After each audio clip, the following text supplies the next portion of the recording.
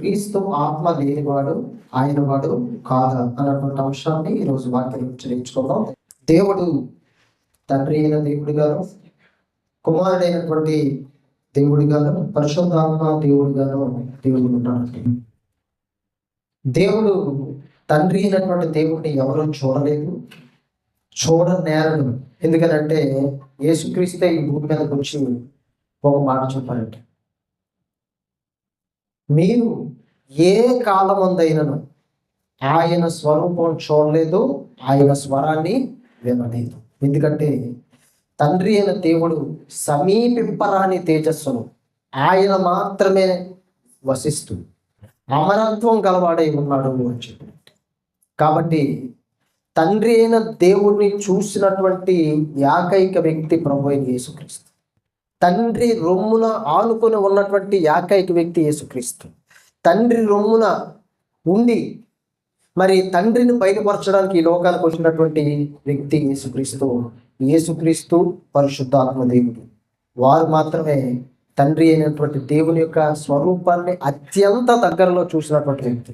కాబట్టి దేవదూతలతో ఆయన మాట్లాడినప్పుడు ఆయన స్వరాన్ని వాళ్ళు వినగలరు, కానీ ఆయన డైరెక్టర్గా చూడలేరు. కాబట్టి దేవుడు ఈ యొక్క సృష్టిని కలిగించినప్పుడు నోటి మాట చేత సమస్తాన్ని కలిగించాడు. అందులో కుమారుడైనటువంటి యేసుక్రీస్తు పాత్ర, అలాగే ఈ యొక్క సృష్టిని పరిరక్షించడంలో పరిశుద్ధాత్మ దేవుని యొక్క పాత్ర కూడా ఎంతైనా ఉందండి. అయితే దేవుడు తన ఆత్మను లేదా పరిశుద్ధాత్మను ఈ యొక్క భూమి మీదకి దేవుడు పంపించాడు.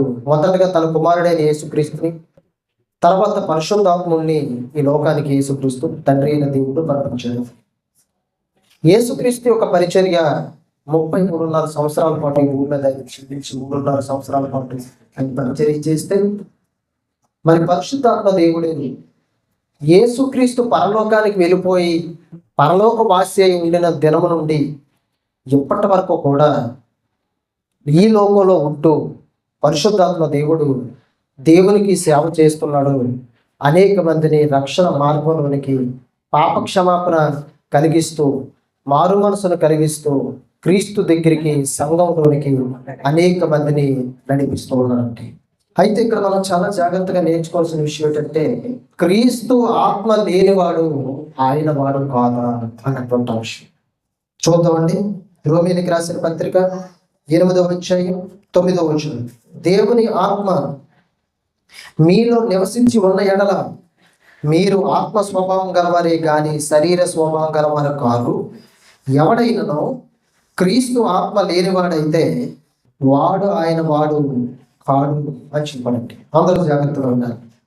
అపోస్తలుడైన పౌలు రోమాలో ఉన్నటువంటి పరిశుద్ధులందరికీ లేదా దేవుని సంఘానికి ఈ పత్రిక రాస్తూ అనేకమైనటువంటి విషయాలను రాస్తూ ఆ సంఘాన్ని బలపరుస్తూ, ఇదిగో మరి దేవుని యొక్క ఆత్మను గురించి ఇక్కడ రాస్తున్నాడండి. దేవుని ఆత్మ మీలో నివసించి ఉన్న ఎడలా అన్నాడండి. అందరూ జాగ్రత్తగా ఉన్నారు. దేవుని ఆత్మ మీలో నివసించి ఉన్న ఎడల, దేవుడు నేల నుండి మట్టిని తీసి తన పోలికలో తన స్వరూపంలో మొదటి మనిషి అయిన ఆదాముని దేవుడు చేసుకున్నాడు.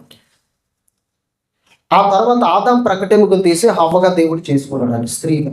దేవుడు ఎందుకొరకు వారిద్దరిని నిర్మించాడంటే ఆయన నివసించడానికి, లేదా ఆయన ఆత్మలో నివసింప చేయడానికి. మనుషులలో దేవుడు లేదా దేవుని ఆత్మని నివసింప చేయడానికి దేవుడు నేల నుంచి మట్టిని తీసి మనిషిగా తన స్వరూపంలో తన పోలిక చొప్పున నిర్మించాడు. మనిషిని నిర్మించేటప్పుడు వేరే ఏ ఆకారాన్ని కూడా దేవుడు ఆలోచన చేయలేదు. వేరే ఏ ఆకారంలో కూడా దేవుడు మనిషిని నిర్మించలేదు. కేవలం దేవుని పోలిక, కేవలం దేవుని స్వరూపంలో పురుషునిగాను స్త్రీగాను దేవుడు వారిని నిర్మించాడండి. ఎందుకోసం దేవుడు ఆదాముని హవ్వని దేవుడు తన పోలికలో తన స్వరూపంలో నిర్మించాడంటే దేవుడు నివసించడానికి, లేదా దేవుని ఆత్మ నివసించడానికి. మనం ఒక గృహాన్ని నిర్మించుకున్నాం అనుకోండి, ఆ గృహం ఎందుకొరకు నిర్మించుకుంటాం అంటే మన కుటుంబం అందులో నివసించడానికి, మనం అందులో ఉండటానికి. అలాగే ఈ శరీరం లేదా ఈ దేహం అనేటువంటి ఈ గృహాన్ని, ఈ ఇల్లుని దేవుడు ఎందుకొరకు నిర్మించాడంటే దేవుడు నివసించడానికి, దేవుని ఆత్మ నివసించడానికి. అయితే ఇప్పుడు మనం జాగ్రత్తగా ఒక ప్రశ్న మిమ్మల్ని అడుగుతున్నాం, జాగ్రత్తగా ఆలోచన చేసి సమాధానం చెప్తాం. దేవుని ఆత్మ మీలో నివసించి ఉన్న ఎడల మీరు ఆత్మ స్వభావం గలవారే కానీ శరీర స్వభావం గలవారు కారు అని పౌలు చెప్తూ ఉన్నాడండి. దేవుడు పౌలు ద్వారా రాయిస్తున్నాడు. అయితే దేవుని ఆత్మ ఒక వ్యక్తిలో ఎప్పుడు నివసిస్తాడు? ఒక వ్యక్తిలో దేవుని ఆత్మ లేదా పరిశుద్ధాత్ముడు ఎప్పటి నుండి నివాసం ఉండటం ప్రారంభిస్తాడు? ఒక వ్యక్తి మారు మనసు పొంది పాప క్షమాపణ నిమిత్తం ప్రభు అయిన యేసుక్రీస్తు నామములో బాప్తిసం పొందినప్పుడు, ఆ వ్యక్తి నీటిలోనికి వెళ్ళి నీటిలో మునిగినప్పుడు, నీటిలో నుండి బయటికి వచ్చినప్పుడు దేవుడు వాగ్దానం చేశాడండి. ఏమని వాగ్దానం చేశాడో తెలుసా? ఇదిగో పరిశుద్ధాత్మను మీకు వరముగా అనుగ్రహిస్తాను అని వాగ్దానం చేశాడు. వరముగా అంటే బాప్తిసం తీసుకున్నప్పుడు ఏం జరుగుతుంది అని అంటే యేసుక్రీస్తు రక్తం ఆ మనిషిని లేదా ఆ వ్యక్తిని పవిత్రపరుస్తుంది, పరిశుద్ధపరుస్తుంది. చిన్నప్పటి నుండి అప్పటి వరకు చేసిన ప్రతి అపరాధములను బట్టి, పాపములను బట్టి, దోషములు బట్టి ఆ వ్యక్తి చచ్చినవాడై లేదా చచ్చినదై ఉండగా యేసుక్రీస్తు తన రక్తం చేత ప్రతి మాలిన్యాన్ని, ప్రతి దోషాన్ని, ప్రతి పాపాన్ని, ప్రతి అపరాధాన్ని కడిగివేసి ఆ వ్యక్తిని నిర్మలుడుగా, పరిశుద్ధుడిగా, నిర్దోషిగా, నీతిమంతుడిగా నీతిమంతురాలుగా దేవుడు తీర్చిదిద్దుతాడు, మారుస్తాడు. ఒక ఇంటిని మనం నిర్మించుకున్నాం అనుకోండి, ఆ ఇంటిలో బాగా అన్ని రకాలైన సౌకర్యాలతో కూడా ఇంటిని నిర్మించుకున్నాం.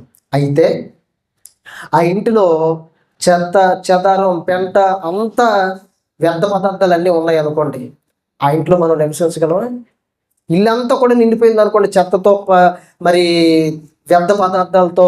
ఒకవేళ అలాంటి చెత్త అలాంటిది అంతా కూడా మన ఇంట్లో అంతా కూడా నిండిపోయింది అనుకోండి, మనం ఉండగలమా? ఇంట్లో ఉండదు. అప్పుడు ఏం చేస్తాం? ఆ ఇల్లు అదంతా కూడా తీసేసి నీట్గా ఇంటిని కడిగి, బాగా ఇంటిని శుభ్రపరిచి, బాగా అంతా మరలా కడిగి దాన్ని మరి బాగా నీట్గా శుభ్రపరిచి అప్పుడు మనం ఆ ఇంటిలో నివసిస్తామండి. అలాగే దేవుడు ఆదాములో మనల్ని కూడా కట్టుకున్నాడండి. ఆదాములో మనల్ని కట్టుకున్నాడు. మీరు ఒక విషయాన్ని మర్చిపోకండి, చాలా జాగ్రత్తగా తెలుసుకోవాల్సిన విషయం ఏంటంటే దేవుడు ఆదాముని నిర్మించేటప్పుడు ఆదాము ఒక్కడిని నిర్మించాడని మీరు అనుకోకండి. ఆదాములో హవ్వ ఉంది, ఆదాము హవ్వలో భూమి మీద ఉన్న ప్రజలందరూ కూడా ఉన్నారు. అందుకేనండి ఆదాం పాపం చేస్తే మనుషులందరిలోకి విస్తరించింది. అర్థమైందా? ఆదాం పాపం చేస్తే మనకేంటి అని మీరు అనుకోకండి. ఆదాం దోషం చేస్తే, ఆదాం అతిక్రమిస్తే, ఆదాము దేవుడికి అవిధేయత అయితే మనకేంటని అనుకోకండి. ఆదాం అవిధేయుడు అయ్యాడు కాబట్టి మనం అందరం అవిధేయులం అయ్యాం. ఎందులో ఉన్నాం? మనం అందరమే ఆదాములో ఉన్నాం. కాబట్టి ఆదాములో ఉన్న మనం అందరం కూడా అవిధేయులుగా మారిపోయాం దేవుడికి. ఆదాములో మనం అందరం కూడా పాపం చేసినటువంటి వారిగా మారిపోయాం. ఆదాములో మనం అందరం కూడా దేవుడికి దూరం అయిపోయాం అండి. దేవుడికి దూరం అయిపోయాం. అదే ఆదాములో హవ్వ కూడా ఉంది. అదే ఆదాము నుంచి హవ్వను దేవుడు తీశాడు. వారి ఇరువురిలో నుండే దేవుడు భూమి మీద సంతతిని విస్తరింప చేశాడు. కాబట్టి ఆదాము లేదా హవ్వ దేవుని మాటను ఎప్పుడైతే అతిక్రమించారో, ఆదాములో అప్పుడు వారికి పిల్లలు కలగలేదు కదా, ఇంకా పిల్లలు కలగలేదు కదండి. అప్పటికి ఆ ఫలాన్ని తినేటప్పుడు పిల్లలు కలగలేదు కదా వారికి. అప్పుడు మనం విషయాన్ని అర్థం చేసుకోవాలి. ఆదాములో నుండి మొట్టమొదటిగా హవ్వను తీశాడు. ఆదాములో ఇంకా కొన్ని కోట్ల మంది జనాలు ఉన్నారు.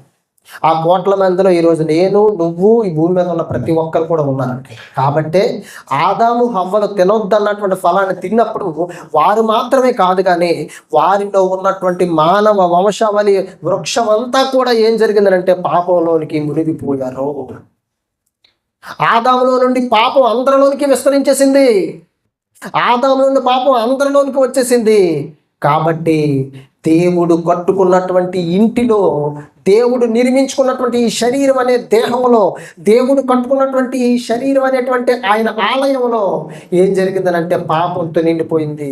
అందుకేనండి దేవుడు తన కుమారుడైన యేసుక్రీస్తుని 2000 సంవత్సరాల క్రిందట ఈ భూమి మీదకి పరలోకం నుండి పాపపు శరీరాకారంతో ఈ భూమి మీదకి దేవుడు పంపించాడండి. పాపపు శరీరాకారంతో దేవుడు ఈ భూమి మీదకి యేసుక్రీస్తుని పంపించాడు. ఇక్కడ మనం ఆలోచన చేయవలసిన విషయం ఏంటంటే, యేసుక్రీస్తు భూమి మీద పుట్టినప్పుడు ఆయనకి భూమి మీద తండ్రి లేడు, పరలోకంలో తల్లి లేదు. గుర్తుపెట్టుకో, అర్థమైందని నేను చెప్పిన మాట. భూమి మీద మనలాగా తండ్రి లేడు, అలాగే పరలోకంలో తల్లి ఉండదు.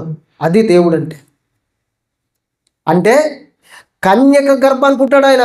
మరియమ్మ దగ్గరికి వచ్చి, గబ్రియేలు దేవదూత దయాప్రాప్తురాలా నీకు శుభం అంటే, ఏంటి శుభవచనం అని ఆశ్చర్యపోతుంది. ఇదిగో నీ గర్భమందు దేవుడు ఒక కుమారుని ఇవ్వబోతున్నాడు అని చెప్పగానే ఆవిడ ఆశ్చర్యపోతుందండి, భయపడిపోతుంది. మరియ భయపడద్దు,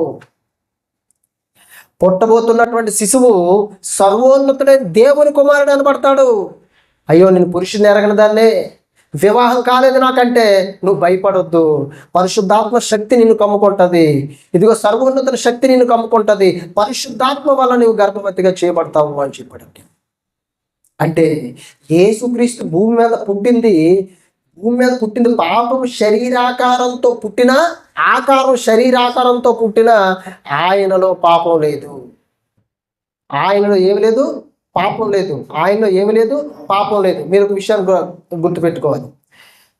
అపోస్తలుడైన పౌలు ఎఫెసీ పత్రికలో ఏమి రాశారనంటే, మరి దేవుడట జగత్తు పునాది వేయబడక మునిపే ప్రేమ చేత క్రీస్తులో మనలందరినీ ఏర్పాటు చేసుకున్నాడటండి. అంటే ఆదాము కంటే ముందుగా ఆదాము ఎవరిలో ఉన్నాడు? ఆదాము పుట్టక ముందు ఆదాము ఎవరిలో ఉన్నాడు? యేసుక్రీస్తులో ఉన్నాడు. అందుకే దేవుడు తన కుమారుడైన యేసుక్రీస్తుని భూమి మీదకి పంపించేటప్పుడు ఆయన కన్యక గర్భాన్ని పుట్టించాడు. ఆదాములో నుంచి ఆయన రప్పించలేదు, కన్యక గర్భాన్ని పుట్టించాడు. కాబట్టి యేసుక్రీస్తు భూమి మీదకి వచ్చి మనలాగే శరీరాన్ని ధరించుకొని, మనలాగే రక్తమాంసాల్లో పాలిభాగస్తుడై ఆయన జీవించి పాపము లేనివాడిగా జీవించాడు. నిష్కల్మషుడు, నిర్దోషి, పాపంలో చేరక ప్రత్యేకంగా జీవించాడు ప్రభు అయిన యేసుక్రీస్తు. పాపంలో చేరక ప్రత్యేకంగా జీవించాడు. అలా జీవించి మనుషులందరి నిమిత్తం సిలువలో, మనుషుని యొక్క పాపాల నిమిత్తం సిలువలో తన ప్రాణాన్ని పెట్టాడు. తన రక్తాన్ని భూమి మీద, ఆఖరి రక్తపు బొట్టు వరకు ఈ భూమి మీద మనుషులందరి కొరకు కూడా ఆయన చిందించదండి. అలా చిందించి యేసుక్రీస్తు సమాధిలో పెట్టబడి మరలా 3వ దినాన్ని సజీవుడిగా తిరిగి లేపబడ్డాడు. కాబట్టే ఒక వ్యక్తి బాప్తిసం పొందినప్పుడు మారు మనసు పొందుతాడు.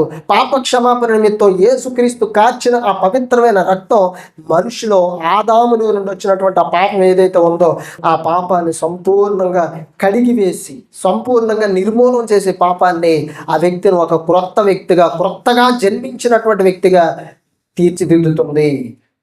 ఆదాములో నుంచి తల్లిదండ్రుల గర్భం ద్వారా మొదటగా నువ్వు జన్మిస్తే, బాప్తిసం ద్వారా రెండవసారి నువ్వు జన్మిస్తావు దేవుడిలో. అందుకేనండి ప్రభు ఏం చెప్పారో తెలిసి నికోదేముతో, ఒకడు క్రొత్తగా జన్మిస్తేనే కానీ దేవుని రాజ్యంలో ప్రవేశించలేడు. ఒకడు క్రొత్తగా జన్మిస్తేనే కానీ దేవుని రాజ్యాన్ని చూడలేడు. కాబట్టి కొత్తగా మళ్ళీ బాప్తిసం తీసుకున్నామంటే కొత్తగా మళ్ళీ పుట్టావు. పాపంతో పుట్టలేదు, పాపం లేకుండా పుట్టావు. ఇప్పుడు అర్థమైందండి దేవుని ప్రణాళిక. తల్లిదండ్రుల గర్భం ద్వారా నువ్వు వచ్చేటప్పుడు ఆదాములో ఉన్నటువంటి పాపం ద్వారా పుట్టావు, పాపం నీలో కూడా వ్యాపించింది. కానీ రెండోసారి నువ్వు బాప్తిసంలో పుట్టినప్పుడు, క్రొత్తగా జన్మించినప్పుడు, బాప్తిసంలో నీటిలో మునిగి నీటిలోంచి బయటకు వచ్చినప్పుడు, క్రొత్తగా జన్మించినప్పుడు దేవుని వల్ల పుట్టావు. రక్తం వల్ల కానీ, మనుష్యార్చన వల్ల కానీ, శరీరార్చన వల్ల కానీ కాదు, కానీ వారు దేవుని వల్ల పుట్టిన వారు అని చెప్పాడండి యోహాను రాసిన సువార్త. అంటే మనిషి లేనప్పుడు, రక్తం లేదు, శరీరార్చన లేవు, దేవుని వల్ల పుట్టావు నువ్వు. అంటే కొత్తగా జన్మించావు. కొత్తగా జన్మించినటువంటి జన్మలో పాపం లేకుండా జన్మించావు. మొదట ఆదాములో నుండి పాపం ద్వారా జన్మించావు నీ తల్లిదండ్రుల గర్భం ద్వారా. ఇప్పుడు బాప్తిసం ద్వారా దేవుని వలన క్రొత్తగా పాపం లేకుండా జన్మించావు. అదండి దేవుడు మనకి ఇచ్చినటువంటి గొప్ప అవకాశం. అదే దేవుడు మనకి ఇచ్చినటువంటి గొప్ప ఉన్నతమైనటువంటి మరి స్థితి. పాపం లేకుండా జన్మించే స్థితి ఇచ్చాడు. క్రొత్తగా జన్మించడం అంటే బాప్తిసం ద్వారా పాపం లేకుండా జన్మించే స్థితి ఇచ్చాడు. అప్పుడు దేవుడు వాగ్దానం చేశాడండి. ఏమని వాగ్దానం చేశాడో చూడండి. అపోస్తల కార్యములు 2వ అధ్యాయం 37వ వచనం నుంచి చదువుదామండి. వారు ఈ మాట విని హృదయంలో ఉంచుకొని, సహోదరులారా మేమేమి చేద్దామని పేతురును కడమ అపోస్తలును అడగగా, పేతురు చెప్తున్నాడండి, మీరు మారు మనసు పొంది పాప క్షమాపణ నిమిత్తం ప్రతివాడు యేసుక్రీస్తు నామమున బాప్తిసం పొందుడి. అప్పుడు చూడండి, అప్పుడు మీరు పరిశుద్ధాత్మ అను వరమును పొందుదురు అని చెప్పాడండి. అంటే ఒక వ్యక్తిలోనికి పరిశుద్ధాత్ముడు ఎప్పుడు వస్తాడు, వరముగా ఎప్పుడు వస్తాడని అంటే మారు మనసు పొందాలి, పాప క్షమాపణ, పాపాలు ప్రభు ముందు ఒప్పుకోవాలి, పాప క్షమాపణ నిమిత్తం యేసుక్రీస్తు తండ్రి కుమార పరిశుద్ధాత్మ నామంలో బాప్తిసం తీసుకోవాలి. అలా తీసుకున్న తర్వాత నీటిలోను మునిగి నీటిలో నుండి నువ్వు బయటికి వచ్చిన తర్వాత ఇదిగో దేవుడు వాగ్దానం చేశాడు, పరిశుద్ధాత్మను నీలోనికి పంపిస్తాను అని వాగ్దానం చేశాడు. అందుకే బాప్తిసం పొందిన దినం నుండి పరిశుద్ధాత్ముడు నీలోనికి, నీ శరీరంలోనికి ఆయన వచ్చి నివసిస్తాడు. ఇప్పుడు రోమీయులకు రాసిన పత్రికలోకి వెళ్ళిపోదాం. 8వ అధ్యాయం 9వ వచనం. దేవుని ఆత్మ మీలో నివసించి ఉన్న ఎడల మీరు ఆత్మ స్వభావం గలవారే కానీ శరీర స్వభావం గలవారు కారు అని చెప్పడండి. అంటే బాప్తిసం తీసుకున్న దినం నుండి పరిశుద్ధాత్మ దేవుడు మనలోనికి వచ్చి మనలో ఆయన నివసిస్తాడు. అందుకేనండి దేవుడు ఈ శరీరం అనే ఇల్లు కట్టుకున్నాడు. దేవుడు ఈ శరీరం అనే ఇల్లు నిర్మించుకున్నాడు. దేవుడు క్రొత్తగా మరలా నేను జన్మింపచేశాడు. మరలా నేను జన్మింపచేసి ఈ శరీరం అనే ఇంటిలోనికి తన పరిశుద్ధాత్మను పంపించాడు. పరిశుద్ధాత్ముడు వచ్చి ఆ దినం నుండి కూడా నీలో నివసిస్తాడు, మనలో ఉంటాడండి. అందుకే పౌలు కూడా ఏం చెప్పాడో చూడండి. కొరింథీయులకు రాసిన మొదటి పత్రిక 3వ అధ్యాయం 16-17 వచనాలు. మీరు దేవుని ఆలయమై ఉన్నారని దేవుని ఆత్మ మీలో నివసించుచున్నాడని మీరు ఎరుగరా అన్నాడండి. ఏమన్నాడండి దేవుడు పౌలు ద్వారా? ఏం రాయించాడు? మీరు దేవుని ఆలయం. ఈ శరీరాన్ని ఆయన ఆలయంగా, ఈ శరీరాన్ని ఆయన ఒక ఇంటిగా దేవుడు తన కొరకు నిర్మించుకున్నాడు. తను నివసించడానికి నిర్మించుకున్నాడు. పురుషుడిగా నేను నిర్మించుకున్నాడు, స్త్రీగా నేను నిర్మించుకున్నాడు. ఆయన ఏం చేస్తున్నాడంటే నిన్ను తన కొరకు నిర్మించుకొని నీలో ఆయన ఆత్మ ఉండడానికి నిన్ను నిర్మించుకున్నాడు. అందుకే పౌలు అంటున్నాడు, మీరు ఆయన ఆలయమై ఉన్నారని మీరు ఎరుగరా అన్నాడండి. అంటే బాప్తిసం తీసుకున్న ఒక మనిషి తెలుసుకోవాల్సిన విషయం ఏంటంటే, నేను దేవుని ఆలయం యొక్క మీదట, నేను ఎప్పటి నుండి దేవుని మందిరం, నేను ఎప్పటి నుండి కూడా దేవుని ఆలయం. ఇదిగో ఎప్పటి నుండి పరిశుద్ధాత్మ నాలో నివసిస్తాను, పరిశుద్ధాత్మ దేవుడు నాలో ఉంటాడు అన్న సంగతి బాప్తిసం తీసుకున్న వెంటనే మనకు జ్ఞాపకం రావాలి. అప్పటి నుండి దేవుని ఆలయంగా, అప్పటి నుండి దేవుడు నివసించే చోటుగా నీ శరీరం మారిపోతుంది. బాప్తిసం ద్వారా దేవుడు నేను క్రొత్తగా జన్మింప చేసుకొని నీ శరీరంలో పరిశుద్ధాత్మ దేవుడు పంపించాడు. మరి అంతకు మునుపు నీ శరీరంలో ఎవరు ఉన్నారో, అంతకు మునుపు నీ శరీరం ఎవరికి దేవాలయం, ఎవరికి ఆలయం? మరి పరిశుద్ధాత్మ నివసించక మునుపు నీ శరీరంలో, ఒక మనిషి శరీరంలో ఎవరు నివసించారు? ఏంటి, బాప్తిసం తీసుకున్న తర్వాత కదా పరిశుద్ధాత్మలో ఒక మనిషిలోకి వస్తాడు. మరి బాప్తిసం తీసుకోక మునుపు నీలో ఎవరు నివసించారు? సాతాను, పాపం నివసించింది. అంటే ఆది నుండి మనుషుల్లో ఏమి నివసించుకుంటూ వస్తుంది? పాపం నివసించుకుంటూ వస్తుంది. పాపం ఉంటుంది మనిషిలో, నివాసం చేస్తుంది. అది పాపం నివసించుకుంటూ వస్తుంది, పాపం నివాసం చేస్తుంది. అందుకేనండి దేవుడు కయ్యంతో ఏం చెప్పాడో తెలుసా? కయ్యంతో హేబేల్ని చంపేసిన తర్వాత ఏం చెప్పాడో తెలుసా? చూడండి ఒకసారి అన్నమాట. ఆదికాండం 4వ అధ్యాయం 6-7 వచనాలు. యెహోవా దేవుడు అంటున్నాడండి కయ్యనుతో, నీకు కోపమేనా? ముఖమేమి చిన్నపుచ్చుకొని ఉన్నావేమి? నువ్వు సత్క్రియ చేసిన ఏమన్నా తలెత్తుకోవా? సత్క్రియ చేయని ఎడల వాకిట పాపము పొంచి ఉండును. నీ ఎడల దానికి ఏం కలుగుతుందట? పాపానికి వాంఛ. అంటే ఏం వాంఛ కలుగుతుంది పాపానికి? వాంఛ అంటే అర్థం ఏంటి? కోరిక. ఏం కోరిక కలుగుతుంది ఎంతకి పాపానికి? ఆ శరీరంలోకి వెళ్ళి నేను నివసించాలి అనే కోరిక, వాంఛ కలుగుతుంది అని చెప్పాడండి దేవుడు. అర్థమైందా? ఏం కలుగుతుందట? చదువుతాను మరొకసారి మాట, 7వ వచనం. నీవు సత్క్రియ చేసిన ఎడల అనెత్తుకోవా, సత్క్రియ చెయ్యని ఎడల వాకిట, ఇదిగో బయటన పాపం రెడీగా ఉంటుంది, నీ ఎడల దానికి వాంఛ కలుగును, నీవు దాన్ని ఏలుతు. నీ ఎడల దానికి వాంఛ కలుగుతుంది అంటే పాపానికి వాంఛ కలుగు, వెళ్ళిపోతాం శరీరంలోకి. శరీరంలో నివసిద్దాం, శరీరంలో నివసించడానికి నాకు అవకాశం ఇచ్చాడు, వెళ్ళిపోతావు కయ్యని శరీరంలోకి అని నీ ఎడల దానికి వాంఛ కలుగుతుంది. ఇక నుంచి నువ్వు దాన్ని ఏలుతుంటావు అని చెప్పాడంటే, అంటే నువ్వు దాన్ని ఏలడం అంటే ఏంటి అర్థం? ఇప్పుడు ఒక భార్య భర్తలు ఉన్నారనుకోండి, భర్త ఏలుబడి చేసేవాడిగా ఉంటాడండి. భర్త ఏం చేసేవాడిగా ఉంటాడు? ఏలుబడి. ఏలుబడి అంటే వాళ్ళిద్దరూ భాగస్వామ్యమేనా కాదా? ఇద్దరు భాగస్వామ్యం. అలాగే పాపాన్ని ఏలుబడి చేస్తావంటే పాపం నీతో కలిసి ఉంటుంది అని అర్థం అండి. నీ శరీరంలో ఉంటుంది. ఇదిగో ఇప్పుడు మరల వెనక్కి వచ్చేద్దాం. ఆదాముతో హవ్వతో దేవుడు మాట్లాడినంత కాలం ఆదాము శరీరంలో ఎవరు నివసించారు? దేవుడు ఆత్మ నివసించింది. హవ్వ శరీరంలో ఎవరు నివసించారు? దేవుడు ఆత్మ నివసించాడు. ఏ రోజైతే తినొద్దన్నటువంటి ఫలం దగ్గరికి వెళ్ళి ఆ చెట్టు యొక్క ఫలాన్ని తీసుకొని తిని అది ఆహారానికి మంచిదని, చూడడానికి అందంగా ఉందని, ఆహారానికి చాలా రుచికరంగా ఉందని ఎప్పుడైతే ఆ ఫలాలు తీసుకొని తిన్నదో, తనతో పాటు తన భర్త అయిన ఆదాముకి ఇచ్చిందో, అతను కూడా ఎప్పుడైతే తిన్నాడో అప్పుడు వారిద్దరు కళ్ళు తెరవబడ్డాయి. అంటే దాని అర్థం ఏంటంటే అప్పుడే పాపం వారి శరీరంలో ఏమైపోయింది? ప్రవేశించింది. వాంఛ కలిగింది, దానికి ప్రవేశించింది, వాళ్ళ శరీరంలోకి వెళ్ళిపోయింది, నివాసం ఉండడం ప్రారంభించింది. దేవుని ఆత్మ బయటికి వెళ్ళిపోయాడు. ఏమైపోయింది? దేవుని ఆత్మ బయటికి వెళ్ళిపోయాడు. ఆదాములో నుంచి, హవ్వలో నుంచి బయటికి వెళ్ళిపోయాడు. దేవుడు పిలుస్తున్నాడు, ఆదాము ఎక్కడున్నావు అంటే, అయ్యా తోట మధ్యలో ఉన్నాను. ఏమక్కడ ఉన్నావు అంటే, నేను దిగంబరిగా ఉన్నాను కనుక నీ దగ్గరికి రావడానికి నేను భయపడుతున్నాను అన్నాడండి. నువ్వు దిగంబరి వాడిని నీకు తెలిపిన వాడు ఎవడు అడుగుతున్నాడండి దేవుడు. ఎవరు చెప్పారు? సాతాను చెప్పాడండి ఆదాముకి, ఇదిగో నువ్వు దిగంబరివి, వస్త్రాలు లేవు నీ శరీరం మీద.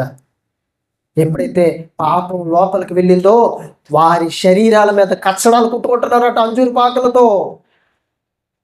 పాపం నివసించింది, వారి అవ శరీరంలోకి పాపం వెళ్ళి నివసించింది, ఆదాము శరీరంలోకి పాపం వెళ్ళి నివసించింది. వారి శరీర భాగాలను కప్పుకోవడానికి అంజూరు పాకులు కచ్చడాలుగా కుట్టుకుంటున్నారటండి. అప్పుడు దేవుడు అడుగుతాడు ఆదాముని, నేను తినొద్దు అన్నటువంటి ఫలాన్ని ఎందుకు తినవంటే, ఆదాము ఏమని సమాధానం చెప్తున్నాడో తెలుసా? అయ్యా మరి ఏదో పొరపాటు తినేసాను, మరి నన్ను క్షమించు తండ్రి అని అడగలేదండి. ఏమన్నాడో తెలుసా ఆదాము? నేను కాదు, ఇదిగో నువ్వు నాతో కూడా ఉండడానికి ఇచ్చినటువంటి నా భార్య వాటిని తెచ్చిచ్చింది కనుక నేను వాటిని తిన్నాను. అప్పుడు హవ్వను దేవుడు అడిగాడు, నువ్వెందుకమ్మా ఎలా చేసావనంటే, హవ్వ అంటుంది, ఇదిగో సర్పం నన్ను మోసం చేసింది అని ఒకరి మీద ఒకరు తోసుకోవడం మొదలుపెట్టారండి. ఒప్పుకోలేదు అక్కడ. దేవుడి ముందు ఒప్పుకునే మనసు లేదు, ఇంకా దేవుడి ముందు పశ్చాత్తాపడే మనసు లేదు, దేవుడి ముందు క్షమాపణ అడిగే హృదయం లేదు, ఒకరి మీద ఒకరు తోసుకుంటున్నారు. అప్పుడు దేవుడు ముగ్గురికి కూడా తీర్పు తీర్చడండి. ఎందుకంటే దేవుడికి అర్థమైపోయింది, వీరి శరీరాల్లో నాకు స్థానం లేదు, నా ఆత్మ బయటికి వెళ్ళిపోయాడు అని దేవుడికి అర్థమైపోయిందండి. తీర్పు తీర్చాడు. ఆ దినం నుండి కూడా మనుషులందరిలోనికి కూడా పాపం ఒక వైరస్ లాగా అందరూ వ్యాప్తి చెందింది. అందుకే దేవుడు చెప్తున్నాడండి, ఒక మనుషుని ద్వారా పాపం ఎలాగ వచ్చిందో అలాగే ఒకే మనిషి ద్వారా దేవుడు మనుషులందరికీ నీతిని మరలా తిరిగి కలుగు చేసింది. మొదటి ఆదాములో నుంచి పాపం ఎలాగైతే వచ్చిందో, కడపట్టి లేదా చివరి ఆదాముగా ప్రభువైన యేసుక్రీస్తు ద్వారా నిత్య జీవాన్ని మనుషులకి అనుగ్రహించాడు. ఆదాములో నుంచి పాపం వచ్చింది, యేసుక్రీస్తు మరణం ద్వారా మనుషులకి నిత్య జీవం వచ్చింది, పాప క్షమాపణ వచ్చింది. ఆదాములో నుంచి దేవుని ఆత్మ బయటికి వెళ్ళిపోయాడు, హవ్వలో నుంచి దేవుని ఆత్మ బయటికి వెళ్ళిపోయాడు. ఆదాము శరీరంలోకి పాపం వచ్చేసింది, హవ్వ శరీరంలోకి పాపం వచ్చేసింది, కయ్యూని శరీరంలో పాపం వచ్చేసింది. హేబేలు ఏదో దేవుడి కోసం జీవిస్తున్నాడు నీతిగా. ఆ యొక్క కయ్యూని ఏం చేశాడంటే హేబేలుని క్షమిస్తాడు. ఇలాగ మనం చూసినట్లయితే మనుషుల జీవిత కాలంలో కొద్ది మంది మాత్రమే దేవుని కొరకు బ్రతికే వారిగా, ఎక్కువ మంది దేవుని కొరకు బ్రతకని వారిగా మారిపోయారు. దానికి కారణం ఏంటంటే ఆదాములో నుంచి పాపం మనుషుల్లోనికి విస్తరించింది. అందుకేనండి తండ్రి దేవుడు ఆలోచన చేశాడు, ఏ దేహం దగ్గరికి వెళ్ళి ఆయనకి నివసించడానికి స్థలం లేదు. ఆత్మ, పరిశుద్ధాత్మ ఏ శరీరం దగ్గరికి వెళ్ళి చూసినప్పటికీ కూడా నివసించడానికి స్థలం లేదంటే దేవుడికి. అందుకేనండి దేవుడు తన కుమారుడైన యేసుక్రీస్తుని 2000 సంవత్సరాల క్రితం ఈ భూమి మీదకి పంపించాడు. మనుషులందరి కోసం చనిపోవాలని చెప్పాడు. యేసుక్రీస్తు తన 33 యవ్వన జీవిత కాలంలో సిలువను మోసి, కొరడా దెబ్బలు తిని, సిలువలో మేకులు ఆయనకి వేసి, ముందుకి పెట్టి, కొట్టి, హింసించి, శ్రమపరిచి, సిలువను వేసి, ఆయన సిలువలో నుంచి చేతుల్లో నుండి రక్తపు బిందువులు కారిపోతున్నప్పుడు, ఆయన తలలో నుండి రక్తపు బిందువులు కారిపోతున్నప్పుడు, ఆయన యొక్క కాలులో నుండి రక్తపు బిందువులు కారిపోతున్నప్పుడు, ఆయన శరీరంలో నుండి రక్తపు బిందువులు కారిపోతున్నప్పుడు, అదంతా కూడా ఏమనుకుంటున్నారు? దేవుని ప్రేమది. ఆ రక్తం ద్వారా ఇదిగో కొన్ని వేల సంవత్సరాల కిందట ఆదాములో నుండి వచ్చినటువంటి పాపం అనే వైరస్ ఏదైతే ఉందో దాని అంతటిని సమూల ధ్వంసం చేయడానికి యేసుక్రీస్తు కాల్చిన రక్తం ఒక అద్భుతమైన మెడిసిన్ అండి. యేసుక్రీస్తు కాల్చిన రక్తం మనుషుల యొక్క ప్రతి పాపం నుండి, దుర్నీతి నుండి వాళ్ళు విడిపిస్తుంది.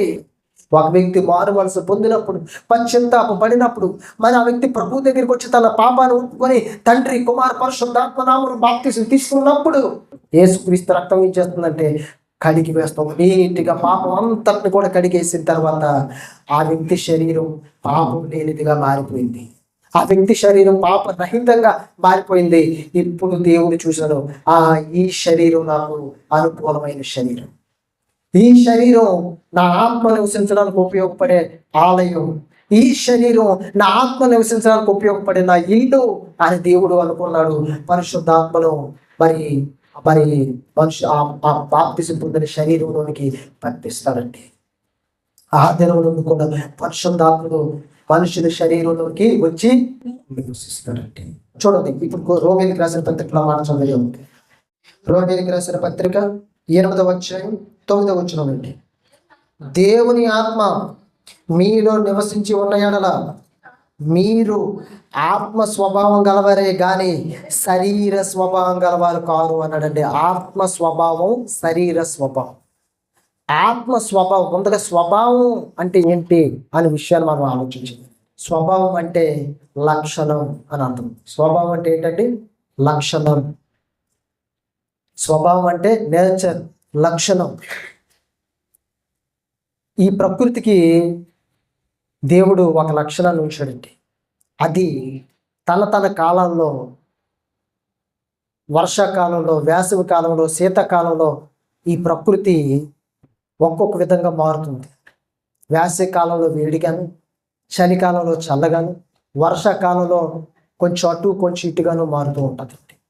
వేసవి కాలంలో కొన్ని రకాల ఫలాలు ఫలిస్తాయి, శీతాకాలంలో కొన్ని రకాల పళ్ళు కాస్తాయి, వర్షాకాలంలో కొన్ని రకాల పళ్ళు కాస్తాయి. ఆ సీజన్స్ బట్టి, సీజన్స్ అది దాని నేచర్. ఆ ప్రకృతికి దేవుడు ఆ లక్షణం ఇచ్చాడు.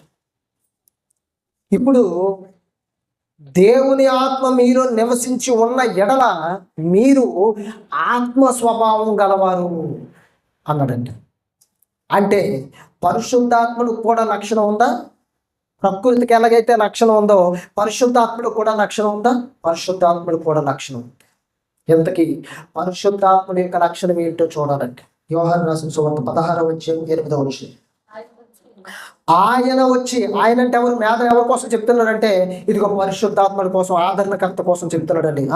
ఆయన వచ్చి, పరిశుద్ధాత్మ వచ్చి పాపమును గూర్చియు, నీతిని గూర్చియు, తీర్పును గూర్చి లోకాన్ని ఒప్పుకొన చేయును. పరిశుద్ధాత్మల దేవునికి ఉన్నటువంటి స్వభావం ఏంటో తెలుసా? ఆత్మ స్వభావం ఏంటో తెలుసా? ఈ లోకాన్నట పాపాన్ని గురించి, తర్వాత నీతిని గురించి, తీర్పుని గురించి ఒప్పింపచేస్తాడు. అది పరిశుద్ధాత్మ దేవుడి యొక్క స్వభావం అంటే. ఇంకొక స్వభావాన్ని కూడా చూడండి. రోమేయులకు రాసిన పత్రిక 8వ అధ్యాయం 26వ వచనం. అటువలే ఆత్మయు మన బలహీనతను చూచి సహాయం చేయుచున్నాడు. ఏంటి? సహాయం చేస్తున్నాడు మన బలహీనతను చూసి. అది ఆత్మ స్వభావం. ఎలాగనగా మనం యుక్తముగా ఎలాగూ ప్రార్థన చేయవన్నా మనకు తెలియదు, కానీ ఉచ్చరింప సఖ్యము కాని మూలికలతో ఆ ఆత్మ తానే మన పక్షముగా విజ్ఞాపనము చేయుచున్నాడు. మరియు హృదయములను పరిశోధించేవాడు ఆత్మ యొక్క మనస్సు ఏదో ఎరుగును. ఎలాగనగా ఆయన దేవుని చిత్త ప్రకారం పరిశుద్ధులందరి కొరకు విజ్ఞాపనం చేయుచున్నాడు. ఏంటి? పరిశుద్ధాత్మ లేదా ఆత్మ యొక్క స్వభావం ఏంటో తెలుసా? ఆత్మ యొక్క స్వభావం ఏంటో తెలుసండి? ఆత్మట మన బలహీనతను చూసి సహాయం చేస్తున్నాడట. సహాయం చేస్తున్నాడట. ఏ విధంగా? మనకి యుక్తంగా ఎలాగూ ప్రార్థన చేయాలో తెలియదు కనుక ఉచ్చరింప సఖ్యం కాని మురుగులతో ఆ ఆత్మ అనగా పరిశుద్ధాత్ముడు తానే మన పక్షాన్ని ఏం చేస్తున్నాడు? తండ్రికి విజ్ఞాపన చేస్తున్నాడటండి. హృదయాలను పరిశోధించేవాడు దేవుడు గనుక ఆత్మ యొక్క మనసుని ఎరుగుతాడు గనుక ఈ ఆత్మ ఏం చేస్తున్నాడట? పరిశుద్ధులందరూ దేవుని చిత్త ప్రకారం పరిశుద్ధులందరి కోసం కూడా ఏం చేస్తున్నాడట? విజ్ఞాపన ప్రార్థన చేస్తున్నాడటండి. విజ్ఞాపన చేస్తున్నాడట. అంటే పరిశుద్ధాత్మ లేదా ఆత్మ యొక్క స్వభావం ఎలాంటిదంటే పాపాల గురించి, నీతిని గురించి, తీర్పుల గురించి లోకాన్ని ఒప్పింప చేస్తాడు. మరి మన బలహీనతను చూసి సహాయం చేస్తాడు. పరిశుద్ధులందరి కొరకు కూడా ఉచ్చరింప సఖ్యం కాని మూలుగులతో తండ్రి యొక్క చిత్త ప్రకారం పరిశుద్ధులందరి కొరకు కూడా విజ్ఞాపనను, ప్రార్థనను ఆయన ఏం చేస్తున్నాడండి. పరిశుద్ధాత్మ దేవుని యొక్క స్వభావాన్ని చూడండి. ఆత్మ యొక్క స్వభావాన్ని చూడండి. అలాగే ఆత్మ ఫలాలు కూడా ఉన్నాయండి. ఆత్మ ఫలాలు అంటే అది ఫలం అంటే ఏమనుకుంటున్నారు? స్వభావం. ఆత్మ ఫలాలు అంటే అర్థం ఏంటంటే స్వభావం. అంటే ఆత్మ ఫలం ఏదనగా ప్రేమ, సంతోషం, సమాధానం, దీర్ఘశాంతం, దయాలత్వం, మంచితనం, విశ్వాసం, సాత్వికం, ఆశా నిగ్రహం. 9.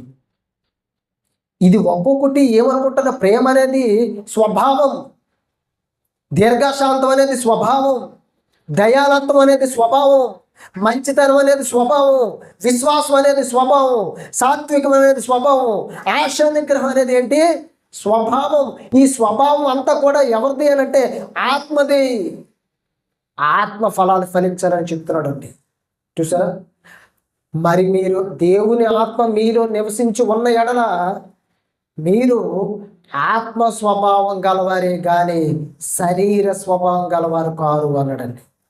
ఏంటి? ఆత్మకే ఎంత స్వభావం, ఎంత నేచర్, ఆత్మకే ఎలాంటి లక్షణాలు ఉంటే శరీర లక్షణం ఏంటో చెప్పండి. చూడండి శరీరానికి ఎలాంటి లక్షణం ఉంటుందో. గలతీయులకు రాసిన పత్రిక 5వ అధ్యాయం 16 నుంచి చదువుతుంటే, నేను చెప్పినది ఏమనగా ఆత్మానుసారంగా నడుచుకుని అప్పుడు మీరు శరీరాచరణ నెరవేర్చరు. శరీరం ఆత్మకు, ఆత్మ శరీరానికి విరోధముగా అపేక్షించిన. ఏంటి? రెండింటికి పడదండి. శరీరానికి ఆత్మకి ఒకదానికొకటి పడదు. ఆత్మ స్వభావం వేరు, శరీర స్వభావం వేరు. అందుకే దేవుడు ఏం చెప్తాడంటే దేవుని ఆత్మ మీలో నివసిస్తే మీరు ఆత్మ స్వభావం గలవారే కానీ శరీర స్వభావం గలవారు కాదు అని చెప్పాడండి. ఇప్పుడట ఆత్మకి శరీరానికి ఒకదానికొకటి పడదు, వేరు వేరు. చదువుతాం. ఇవి ఒకదానికొకటి వ్యతిరేకముగా ఉన్నవి కనుక మీరేమి చేయనిచ్చించరో వాటిని చేయకుందురు. మీరు ఆత్మ చేత నడిపింపబడిన ఎడల ధర్మశాస్త్రంకి లోనైన వారు కారు. శరీర కార్యములు అంటే శరీర స్వభావం చూడండి. ఇప్పుడు చెప్తాడు శరీర కార్యాలు ఏంటట? శరీర స్వభావం అట స్పష్టమైనవి. అవేవనగా జారత్వం, అపవిత్రత, కామకంతం, విగ్రహారాధన, అభిచారం, ద్వేషములు, కలహము, మత్సరం, క్రోధము, కక్షలు, భేదములు, విమతలు, అసూయ, మత్తతులు, అల్లరితో కూడిన ఆటపాటలు మొదలైన వీటిని గురించి మునుపు మీతో చెప్పిన ప్రకారం ఇటు వాటిని చేయవారు దేవుని రాజ్యమును స్వతంత్రించుకున్నారని మీతో స్పష్టముగా చెప్పుచున్నాను. చూసారండి, శరీర స్వభావానికి ఇలాంటి లక్షణాలన్నీ కూడా ఉన్నాయండి. అందుకే దేవుడు పౌలు ద్వారా రోమీయులకు రాసిన పత్రికలు ఏమన్నాడంటే, దేవుడు ఆత్మ మీలో నివసిస్తే మీరు ఆత్మ స్వభావం గలవారే కానీ శరీర స్వభావం గలవారు కాదు. ఆత్మకి లక్షణాలు ఉన్నాయి, ఆత్మకి స్వభావం ఉంది. ఇందాక మీకు చెప్పాను, పాపాల గురించి, నీతిని గురించి, తీర్పుల గురించి లోకాన్ని ఒప్పింప చేస్తూ, పరిశుద్ధులందరి కొరకు కూడా తండ్రి చిత్త ప్రకారం ప్రార్థన చేస్తూ, విజ్ఞాపన ఉచ్చరింప సకింకర మూలుగులతో ఆత్మ తానే మన పక్షాన్ని విజ్ఞాపన చేస్తున్నాడు. ప్రేమ, సంతోషం, సమాధానం, దీర్ఘశాంతం, దయాలతో, మంచితనం, ఆ విశ్వాసం, ఆశానిగ్రహం అన్నటువంటి ఫలాలను ఫలింప చేస్తున్నాడు పరిశుద్ధాత్మ దేవుడు. ఇదండి ఆత్మ స్వభావం అంటే. శరీర స్వభావం అంటే ఇది ఇప్పుడు చదువుకున్నటువంటి మరి మాటలు. సో అవేవనగా జారత్వం, అపవిత్రత, కామకత్వం, విగ్రహారాధన, అభిచారం, ద్వేషములు, కలహము, మత్సరం, క్రోధలు, కక్షలు, భేదములు, విమతలు, అసూయలు, మత్తతలు, అల్లరితో కూడిన ఆటపాటలు మొదలైనవి అని చెప్పారండి. అంటే శరీర కార్యాలు, శరీర స్వభావం వేరు, ఆత్మ కార్యాలు, ఆత్మ స్వభావం వేరండి, వేరు. ఇప్పుడు మళ్ళీ రోమీయులకు రాసిన పత్రికలో చివరిగా మనం చూద్దామండి. రోమీయులకు రాసిన పత్రిక 8:12. కాబట్టి సహోదరులారా, శరీరానుసారంగా ప్రవర్తించుటకు మనం శరీరంలో రుణాస్తులము కాము.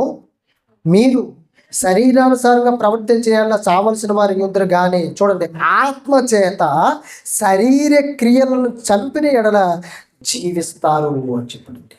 అంటే ఆత్మ స్వభావంతో ఏం చేయాలట? శరీర క్రియలను, శరీర కార్యాలను ఏం చేయాలి? చంపేయాలి. అలా చంపిస్తున్నప్పుడే పరిశుద్ధాత్ముడు మనలో, మన శరీరంలో ఏం చేస్తాడు? నివసిస్తాడు. ఇప్పుడు వేద మాట చదువుకుందామండి.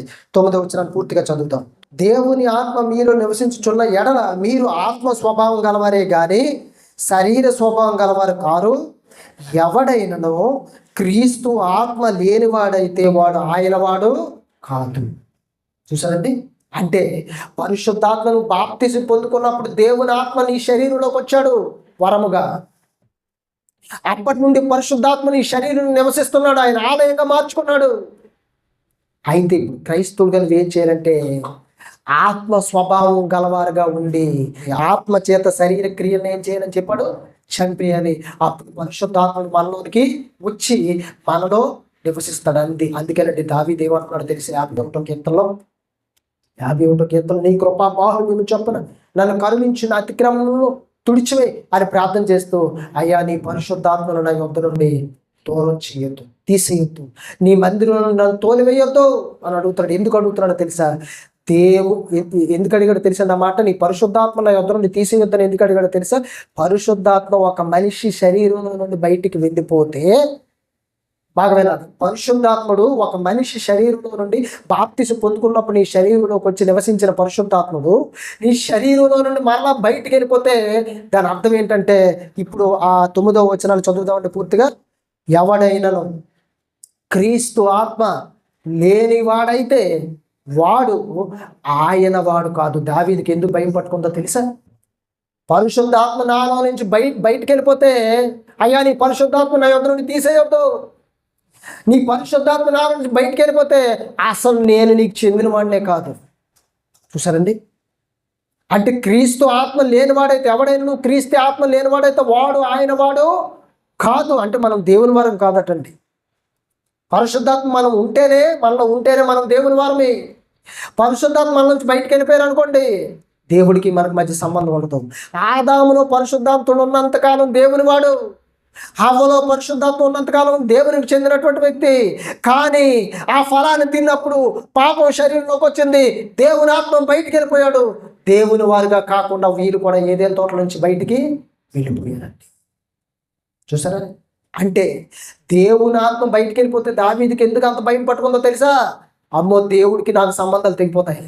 ఆదాం తెంచేసుకున్నాడు సంబంధాలు, నేను తెంచుకోలేను దేవుడితో నాకు సంబంధాలు, దేవుడితో నాకు సంబంధం కావాలి అనుకున్నాడు. అయ్యా నీ పరిశుద్ధాత్మను దూరం చేయొద్దు, నాకు నా నుండి తీసేయొద్దు ప్రభువా, నీ మందిరం నుంచి నన్ను తోలేయొద్దు అని వేడుకుంటున్నాడు అండి దేవుడిని. దేవుని ఆత్మ మనలో నుంచి బయటికి వెళ్ళిపోతే దేవునికి మనకి మంచి ఉన్నటువంటి తండ్రి కుమారుల సంబంధం, తండ్రి కుమార్తెల సంబంధం ఏమైపోద్ది? తెగిపోద్ది. మన శరీరం దేవునికి ఆలయం, దేవుడు మన శరీరంలో నివసిస్తాడు. ఇక్కడ చెప్తున్నాడు, ఎవడైనను క్రీస్తు ఆత్మ లేనివాడైతే వాడు ఆయన వాడు కాదు. ఏంటి దేవుడు ఆత్మ మనలో లేకపోతే, పరిశుద్ధాత్ముడు మనలో నివసించకపోతే, పరిశుద్ధాత్ముడు మన శరీరం ఆలయంగా ఉండకపోతే మనము దేవుని వారం కాదు. దేవుని వారం కాదంటే అర్థం ఏంటంటే సాతానుకు చెందిన వారంగా మారిపోయినట్టే. ఆదాము అవ్వ కొంతకాలం దేవుని వారు, తర్వాత సాతాను వారిగా మారిపోయారండి. ఈరోజు దేవుని ఆత్మను మన జీవితాల్లో, మన శరీరాల్లో, మన దేహాల్లో దేవుని ఆత్మను కలిగి ఉండకపోతే మనం దేవుని ఆత్మ మన నుంచి బయటికి వెళ్ళిపోయారు అనుకోండి, మనం దేవుని వారం కాదండి, దేవునికి చెందిన వారం కాదు. కేవలం జీవించుచున్నామన్న పేరు మాత్రం నీకు ఉండిపోతుంది క్రైస్తవుడిగా. దేవుడు ఏమంటున్నాడు తెలుసా? జీవించుచున్నామన్న పేరు నీకు ఉన్నది, కానీ నీవు మృతుడివే, చచ్చిపోయావు, నీకు నాకు ఇంక సంబంధం ఏముంది అంటున్నాడండి దేవుడు. చనిపోయావు, నీకు నాకు సంబంధం తెగిపోయింది అంటున్నాడు. చనిపోయావు, జీవిస్తున్నావు, పేరుకి నా పేరు పెట్టుకొని జీవిస్తున్నావు, క్రైస్తవుడు క్రైస్తవురాలు అని. దేవుని సన్నిధికి వెళ్తున్నాను, ఆదివారం వెళ్తున్నాను అని పేరు పెట్టుకొని జీవిస్తున్నావు, కానీ నువ్వు మృతుడు అయిపోయావు, చచ్చిపోయావు. దేవుడు నా ఆత్మ బయటకు వచ్చాడు నీలో నుంచి అంటున్నాడండి దేవుడు. కాబట్టి మనం దేవుని ఆత్మ కలిగిన వారుగా, ఎందరూ దేవుని ఆత్మ చేత నడిపింపబడదురో కింద చెప్తారండి, వారందరూ దేవునికి కుమారులై ఉందరు అని చెప్పాడండి. చూడండి ఒకసారి అన్నమాట 14 వచనాన్ని. దేవుని ఆత్మ చేత ఎందరూ నడిపింపబడుదురో వారందరూ దేవుని కుమారులు. అంటే పరిశుద్ధాత్మ మనలో ఉండి ప్రతిరోజు దేవుని ఆత్మ చేత మనం నడిపించబడితే మనం ఎలా ఉంటామంటే దేవునికి కుమారులుగా ఉంటాము. పరిశుద్ధాత్మను మన నుంచి బయటికి వెళ్ళిపోతే దేవునికి మనకు మధ్య ఉన్నటువంటి ఆ తండ్రి కుమారుల, ఆ తండ్రి కుమార్తెల రిలేషన్షిప్ ఏమైపోతుందంటే కట్ అయిపోతుంది, మృతులుగా మారిపోతాం. ఇంకా మనం జీవించుచున్న వాళ్ళ పేరు మనకు ఉండిపోతుంది తప్ప క్రైస్తవుడిగా దేవునితో సహవాస సంబంధాలు కట్ అయిపోయి ఆదాము అనే మనం కూడా దేవుడికి దూరం అయిపోతాం, దేవుని ఆత్మ వాళ్ళ నుంచి బయటికి వెళ్ళిపోతే. కాబట్టి మనం ఏం చేయాలంటే దేవుని ఆత్మను కలిగిన వారుగా, దేవుని స్వభావాన్ని, ఆత్మ స్వభావం కలిగి శరీరానికి రుణస్తులు కాక దేవుని ఆత్మకే రుణస్తులుగా, దేవునికే రుణస్తులుగా ఉంటూ, వాక్యానికే రుణస్తులుగా ఉంటూ దేవుని ఆత్మ చేత ప్రతి దినము నడిపింపబడే వ్యక్తులుగా మనం ఉండాలి.